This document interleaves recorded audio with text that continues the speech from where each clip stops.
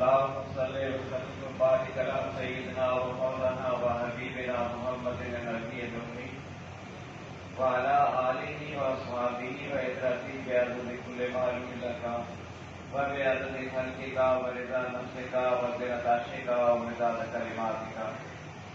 استغفر الله الذي لا إله إلا هو الحي القيوم وأتوب إليه من الكافرين. آج 6 ربیع الاول ہے. ہمارے پیر و مرشد حضرت ابو انیس قدس العزیز کا آخری یوم ہجرت ماشاءاللہ. اس مقام پہ سرکار نے 41ویں اور آخری ہجرت فرما کر اپنی دنیا و آخرت کے لیے پسند فرمایا کہ درختوں تلے یہی جگہ میری زندگی اور آخرت کا بسیرا ہے. الحمدللہ. پھر اسی مقام پہ میرے آقا الابتداء صلی اللہ علیہ وسلم نے تشریف لا کر اس کی تقدیس پہ مہر لگا دی ماشاءاللہ. اب اسی آخری ہجرت سے متعلقہ مقالات حکمت سماعت فرمائیے.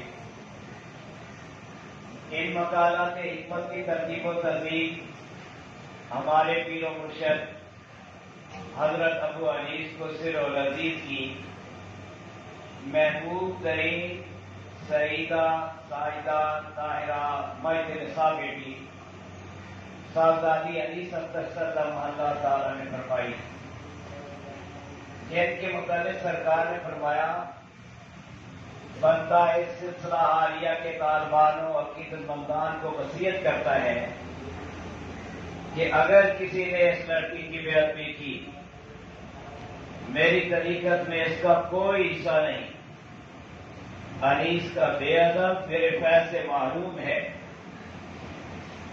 ایسی لڑکی نہ گھر گھر پیدا ہوگی اور نہ کسی طریقت کو نصیب ہوگی. سبحان اللہ ماشاءاللہ.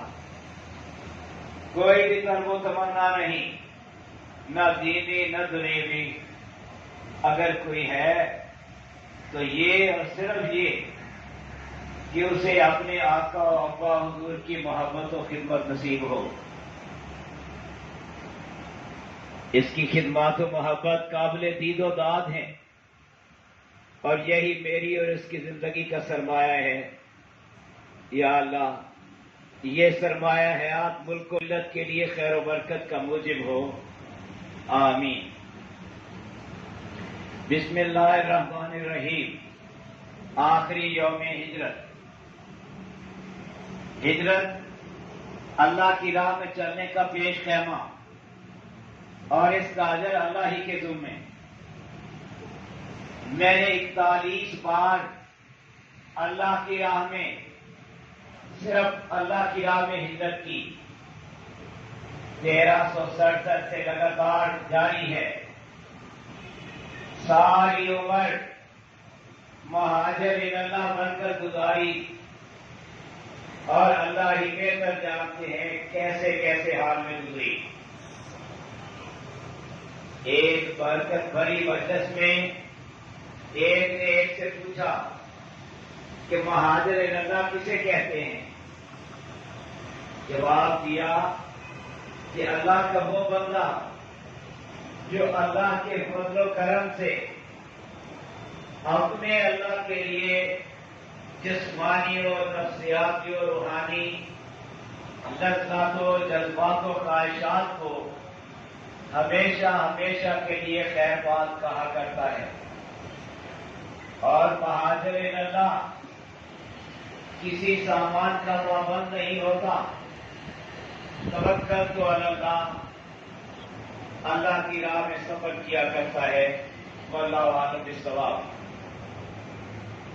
خواہشات کی قربانی سب سے بڑی قربانی ہے اور مہاجر اللہ ہی خواہشات کو قربان کر سکتا ہے، دنیا دار نہیں. تیرے جسم الوجود کے اندر 9 دروازے ہیں. مہاجر اللہ وہ ہے جس کے قلبوت کے سارے در اللہ ہی کے حکم کے تابع ہوں، کوئی بھی خود سر نہ ہو. ہجرت کا انتہائی مقام دیار ہستی سے ہجرت ہے، اور یہ مقام کہیں کسی کو نصیب ہوتا ہے، ہر کسی کو نہیں۔ دیار ہستی کے مہاجر اپنی کوئی مرضی نہیں رکھتے، اللہ ہی کی مرضی ان کی مرضی ہوتی ہے۔ حکمت کی قدرت اور قدرت کی حکمت جہاں چاہتی ہے لے جاتی ہے، کسی اور کی مرضی کبھی بھی کرنے نہیں دیتی۔ تیری قدرت کی حکمت نے ہم خاک نشینوں کو سال ہر سال لگاتار بے خانماں خانہ بدوشی سے سرفراز فرما کر عنایت کی حد کر دی۔ پھر آ کر ساری کائنات کو دیکھ کر جہاں آنا تھا آ گیا۔ قدرت کی جیسی حکمت نے مجھے اس دارالحسان سے رخصت فرمایا، اس کا شکریہ۔ ہجرت کے بعد عنایت کی حد کر دی۔ پنجاب کھدان ہاؤس میں ایسی برکات کا نزول ہوا جو کسی اور طرح ممکن نہ ہوتا۔ میں رکبران کے نیک خزانوں نے میرا استقبال کیا۔ میرا بھی حق ہے کہ انہیں ہمہ وقت ذکر و تبلیغ سے معمور رکھوں۔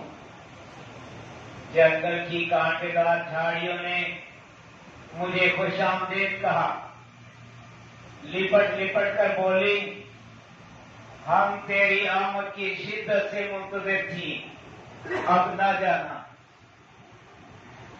ارد گرد کے شجرات و سبزیات کی ہمراہی کا شکریہ، یہ مجھ سے اس قدر مانوس ہیں کہ دم بھر کی مفارقت کتاب نہ لاتے ہوئے کملا جاتے ہیں۔ پتا پتا ذکر الہی میں مصروف ہے، یہاں تک کہ در و دیوار اور کھیتوں میں پڑے ہوئے مٹی کے ڈھیرے بھی ذکر ہی میں مصروف ہیں۔ یہ کام کسی اور کام کو کرنے نہیں دیتا، نہ ہی اسے چھوڑ کر کسی اور جگہ جانے دیتا ہے۔ درختوں تلے یہی جگہ میری دنیا و آخرت کا بسیرا ہے۔ جو ہماری طریقت میں المستفیض دارالحسان اور کیمپ دارالحسان کے نام سے مشہور ہے۔ یہ مقام جو بھی کچھ کہلائے کھدان ہے، اور کھدان کے اندر کیا کچھ نہیں ہوتا، ہر شے ہوتی ہے۔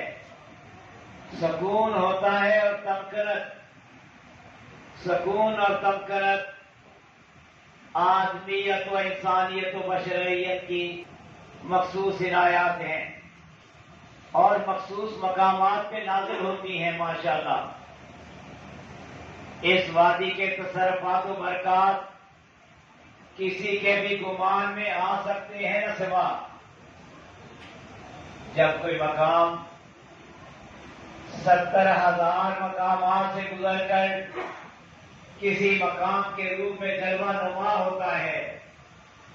ملائکہ و جن و انس کے نزدیک مظہر العجائب والغرائب کے روی فیض کے کرم کا مکرم کرانا جاتا ہے۔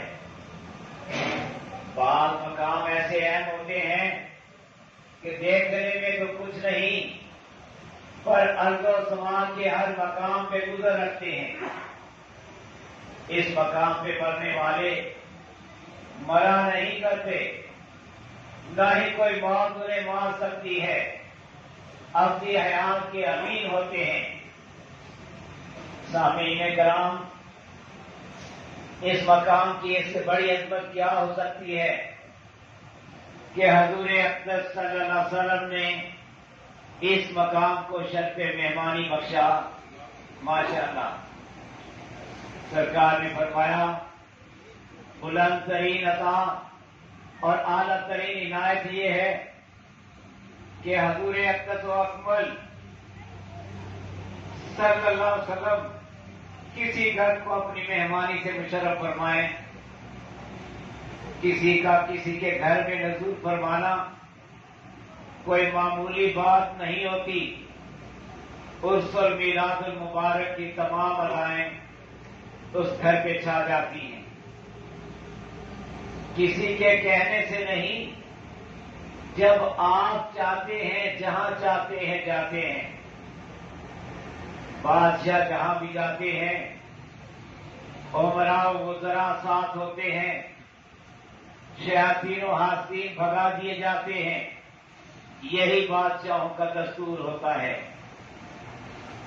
اب حضور اکرم صلی اللہ علیہ وسلم کی تشریف آوری کا ذکر سرکار پیر و مرشد حضرت ابو عریض کو سر العزیز کے الفاظ میں سنیے. اہلاً و سہلاً، میرے ہادی، میرے مہدی کا نہری کھتانوں، گھاس پھوس کے ویرانوں، چڑیوں کے آشیانوں، مٹی کے ڈھیلوں، ڈالی، ڈیری، دودھ اور کلڑوں نے استقبال کیا. مبارکن مکرمن مشرفن، تیری آمد پہ احسان نے کیا کیا شکر ادا نہ کیا، الفاظ ہی نہیں ملتے. حق تو یہ ہے کہ حق ادا نہ ہوا. اگر نہ آتے تو کیوں نہ آتے؟ اگر نہ وہی تو ملجا و ماوا ہے. اللہم صلی وسلم وبارک علی النبی الامی. آپ کا کرم میرے مولائے کریم روئی فدا صلی اللہ علیہ وسلم جب نوازنے پہ آئے تو ہر حد سے بالا ہو کر کرم کی حد کر دے. اللہ اللہ، ماشاء اللہ، طیبہ سے اپنے کرم کی گھنگور ڈگائیں اٹھنے پہ مجبور ہو ہی جاتی ہیں.